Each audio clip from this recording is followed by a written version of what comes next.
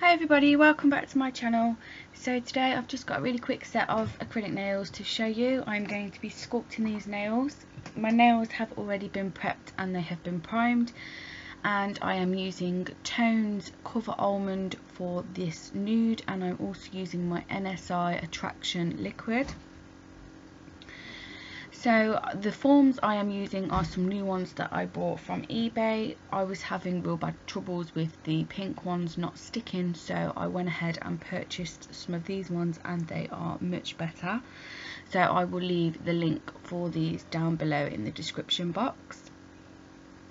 So I'm just shaping the nail as best I can, and I know the application doesn't look as great as it can be, but the angles are not good, and this is literally just a set to, so I'm not a ghosty on YouTube at the minute. So I'm trying to keep the acrylic away from the skin. You don't want to touch any of the skin with your products, and I'm just trying to really make it as even as I possibly can. I hope you're all doing really well, and thank you all for tuning in every time you watch. I really do appreciate it.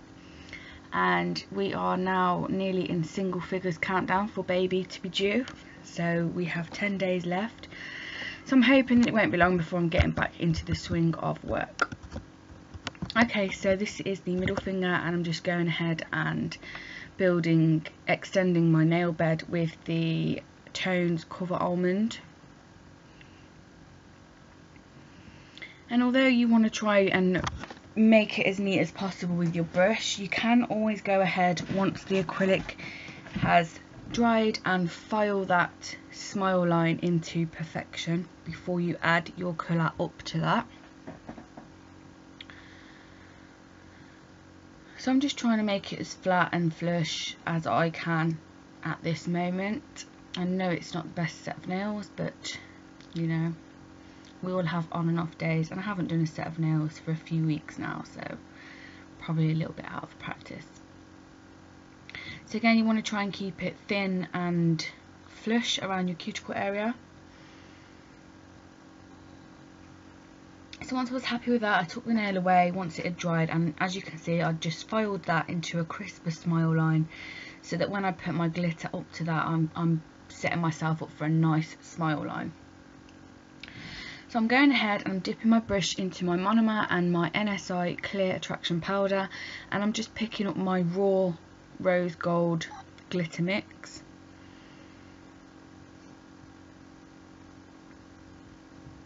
And I'm just going to place that around the nail, put it up towards the smile line, still keeping that at my highest point because we are going to encapsulate that free edge anyway. There is no need to encapsulate the nail bed, and sorry, my camera fell. So you just want to keep your shape nice as well. We are sculpting, we're not using tips, so you really want to pay attention to your side walls and your shape and your thickness. And I am going to apologise now for the few times my head comes into shot, because again I'm filming from a different angle which I'm not used to because of the big gigantic baby bump. So this is the ring finger, and I'm just going to go in with some clear powder and just protect my nail plate, because we're going to be going in with a black. You do this because, one, you want to prevent stain into your natural nail, and two, when you're going to remove your set, you don't have to file right down.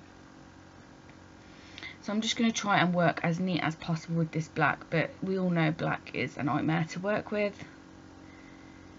So you just really want to keep it quite clean, and keep cleaning your brush and wiping it away.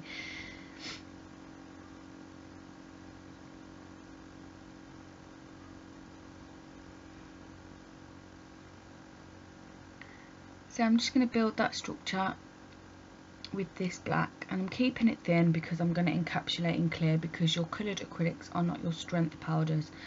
They do not provide a strength for your nail, so you always want to make sure you're encapsulating them colours. Also, it protects when you're filing, so you're not getting lots of scratches in the nail. So once I was happy with where that was placed, I'm just going to go ahead and put some rose gold glitter, just fading from the tip down, not massive amounts, just a little bit to add that little bit of sparkle and keep the whole design running from finger to finger. I'm then going to encapsulate that entire nail in clear acrylic powder. So moving on to the pinky finger, I've already made my nail bed, as you can see, and I'm just popping up one side with the rose gold glitter mix, keeping my shape on that side as neat as possible, up to the same length that we have done for the rest of the hand. And then I'm going to go ahead over the other side and I'm going to place black down the side wall and smile line and just blend that in towards the glitter, keeping that side wall also very clean and not making it too thick, so that when we file, we're not going to file into that and remove the design. Once I was happy with where that glitter was placed, I then went ahead and encapsulated the free edge on that nail. Then when all the nails were fully set, I went ahead and filed and shaped all my nails, and I'm just using some Madame Glam's No Wipe Top Coat gel to apply some beads and some rhinestones and some Swarovski crystals, just to really pull the design in and make it, you know, give some more depth to it. When you can't go wrong with crystals and gems, because they always look pretty, but these little golden things are so fuddy to work with. They're so static, they literally stick to everything and anything, so getting them into place can sometimes be a bit of a ball ache, but if you persevere, they do look amazing and add that just extra something to your nail design. So I'm going to leave you all to finish watching this video now. I hope you all enjoy, and until next time, hopefully there will be a baby born, if there's not a video up before then. Take care, and I will see you all again in my next video. Bye bye.